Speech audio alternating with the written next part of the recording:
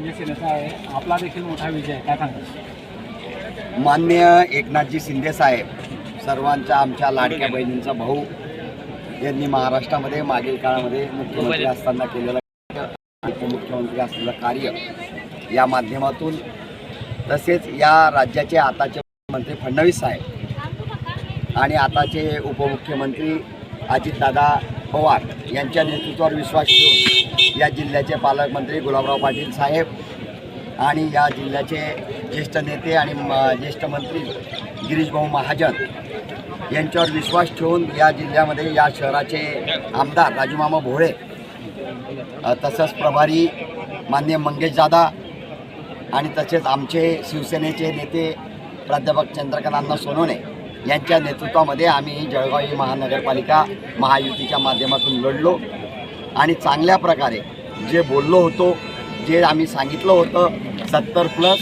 तर 70+च्याच सीट आज आमच्या या इथं आलेल्या आहेत. नक्कीच मनपूर्वक आम्ही या सर्व जनतेचे आभार मानतो आणि येणाऱ्या काळामध्ये जनतेचे प्रश्न कशा प्रकारे जास्तीत जास्त सुटतील हा प्रयत्न आमचा राहील. आपल्या विरोधात खरं तर बंडखोरी करून बंड थोपटले होते, मात्र ते कुठंतरी तोंडावर पडले असं वाटतं. आपण त्यावेळेस आपण पाहिलं असेल, विविध माध्यमातून माझ्यावरती आरोप करण्यात आले, परंतु मी त्या आरोपाला उत्तर दिलं नाही.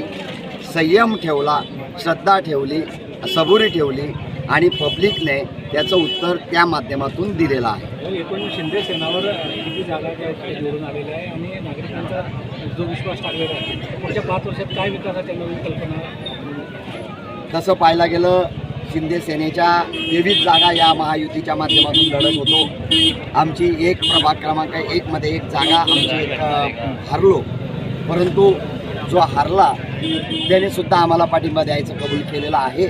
नक्कीच इथं आम्ही असं म्हटलं तर वावगं नाही, महायुतीच्या माध्यमातून आम्ही 100% यश आणि शिंदे सेनेचं 100% यश आम्ही इथं मिळालेलं आहे. भाऊ, महापौर पदाची सध्या आता सगळ्यांना उत्सुकता लागलेली आहे, महापौर पदावर कोण बसणार, आपलं नाव देखील चर्चेत आहे. आरक्षण निघणार आहे, आरक्षण बाकी आहे, त्यामुळे आरक्षणाच्या नंतर तो विषय येईल. परंतु मी एक लहान भाऊ आहे, भाजपा मोठे भाऊ आहेत, इथं नितीन भाऊ आमचे मोठे भाऊ आहेत आणि नक्कीच महायुतीच्या माध्यमातून जो काही निर्णय घेईल त्याप्रमाणे आम्ही ही जळगाव महानगरपालिकेचं महायुतीच्या माध्यमातून माननीय गुलाबराव पाटील साहेब आणि माननीय गिरीशभाऊ महाजन आणि राजूमामा आणि त्यांचे सर्व सहकारी यांच्या माध्यमातून जसा आदेश मिळेल त्याप्रमाणे आम्ही कार्य करू. भाऊ, एक आरोप होतोय विरोधकांकडनं की लढीचा डाव युतीकडनं केला जातोय.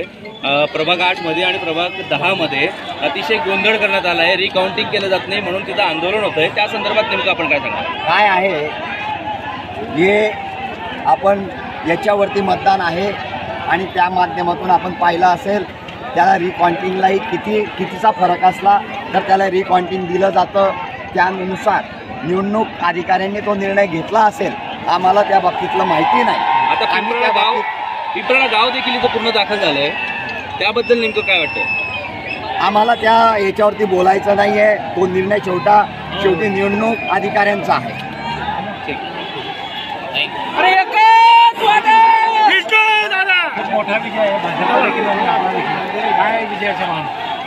निश्चितपणे महाराष्ट्र राज्याचे मुख्यमंत्री आदरणीय देवेंद्रजी, या राज्याचे मुख्यमंत्री आणि संपूर्ण उत्तर महाराष्ट्राचे नेतृत्व त्यांच्या पदात आहे, तसे आदरणीय गिरीशभाऊ महाजन, पालकमंत्री गुलाबरावजी पाटील साहेब, या सर्वांच्या प्रयत्नाने यावेळेला पहिल्यांदाच जळगाव शहरात भारतीय जनता पक्ष, शिंदेसेना आणि अजितदादा राष्ट्रवादी गट यांची महायुती झालेली होती आणि हा विश्वास पहिल्या दिवसापासून होता की 100% विजयाची खात्री होती.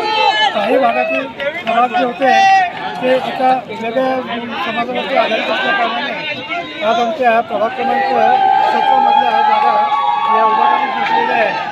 तिथे आमचे उमेदवार जे आहे अत्यंत चांगले असे उमेदवार होते, त्यांची निवडून येण्याची खात्री आम्हाला 100% होती.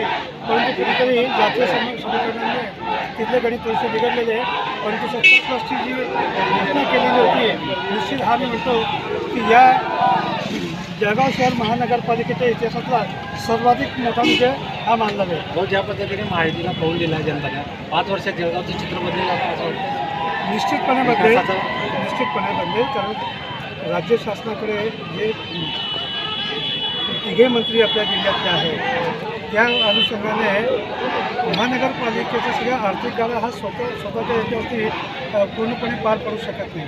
शेवटी राज्य शासनात आणि केंद्र शासनात दोघं ठिकाणी भारतीय जनता पक्षाची सत्ता असल्याकारणाने मी म्हणतो की निश्चितपणे केंद्र शासनाचा निधी असेल, राज्य शासनाचा निधी असेल आणि या संदर्भात माननीय देवेंद्रजी फडणवीस साहेबांनी सुद्धा जळगाव दौऱ्यावरती कशा पद्धतीची घोषणाही केलेली होती की जळगावला निधी कमी पडू देणार नाही.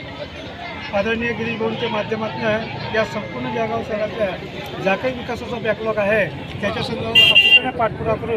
माननीय आमदार राजूमामा भोये हे सुद्धा या संदर्भात आम्हाला मार्गदर्शन करतील, प्रयत्नशील असतील आणि येत्या 5 वर्षामध्ये जळगाव शहराचा निश्चित चेहरामोहरा आपल्याला बदलला दिसेल.